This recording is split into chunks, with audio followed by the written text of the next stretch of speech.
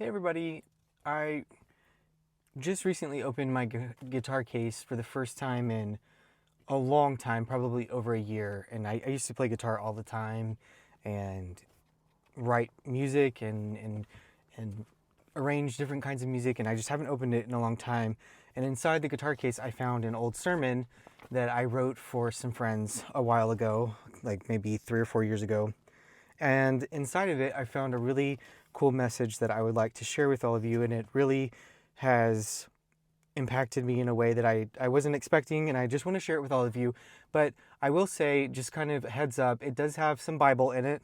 So if that's not your jam, that's okay. But try to get past that part if that's not for you, because there's a really important message inside of this. And I think it might help you because it's helped me, and it's about growth. So hear me out. I'm just going to read a part of it. I'm not going to read the whole thing. It says, "When we were preparing for this weekend, I couldn't help but think about the parable of the mustard seed and the frequency that Jesus uses this metaphor. Each time he uses it, it's literally only a few verses in each gospel account. The version in Luke we just read compares the kingdom of God to that of a mustard seed. When planted in the ground, it grew into a tree and the birds were able to perch in its branches. This same recorded parable in Matthew chapter 13, verse 32, makes this distinction. Although the mustard seed is the smallest of all seeds, yet it grows into the largest of garden plants." I mean, think about it. It's this visual of a tiny little seed that I can barely see in the palm of my hand that grows into a huge plant that can sustain life inside of it and supports other life seeking a place of rest. Talk about small but mighty. I really feel like we accomplished a mustard seed miracle yesterday. The growth we've made as a community is evident and palpable. I've often heard of messages about the mustard seed, especially the account of Jesus driving out a demon from a little boy in Matthew 17. This story starts in verse 14. "When they came to the crowd, a man came up to Jesus and knelt before him. 'Lord, have mercy on my son,' he said. 'He has seizures and is suffering terribly. He often falls into the fire or into the water. I brought him to your disciples, but they could not heal him.'" And this is where Jesus gets spicy. "O unbelieving and perverse generation," Jesus replied, "how long must I remain with you? How long must I put up with you? Bring the boy here to me." Then Jesus rebuked the demon, and it came out of the boy, and he was healed from that moment. Afterward, the disciples came to Jesus privately and asked, "Why couldn't we drive it out?" "Because you have so little faith," he answered. "For truly I tell you, if you have faith the size of a mustard seed, you can say to this mountain, 'Move from here to there,' and it will move. Nothing will be impossible for you." Jesus keeps talking about these dadgum mustard seeds, but what does that faith actually look like? Also, I want to move mountains.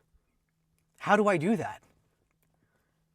I think the part we don't really focus on, or maybe we miss this part completely, is the growth.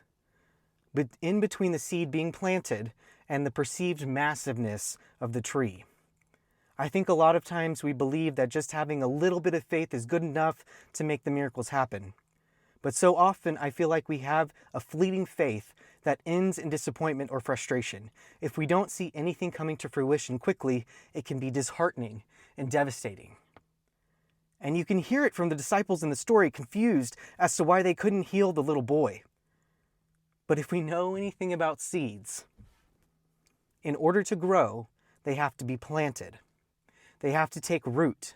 They have to force themselves out of the soil they were planted in and survive the surrounding environment. Trees don't grow overnight. Communities don't grow overnight. It's a grueling process of being planted in a place, sometimes feeling as dark as I imagine being shoved under the soil. Seeds have to be watered. They have to have enough sunlight. Once the plant is out of the ground, it has to survive the conditions above the ground. It's a matter of sitting in that place, cultivating yourself or your community or whatever you're tending to and working towards growth, no matter how long it takes. Yes, that small amount of faith makes it possible to become the mighty tree. But you have to be willing to grow. You have to be willing to work on that growth. I think we got a taste of what it feels like to be full grown yesterday. Being able to support our community with the strength of our branches. I hope if you are in the middle of a season where you are working and striving and pushing to grow and you're not seeing any fruit, I hope that you realize that you're taking root. And soon enough, you will come out of that soil a mighty tree.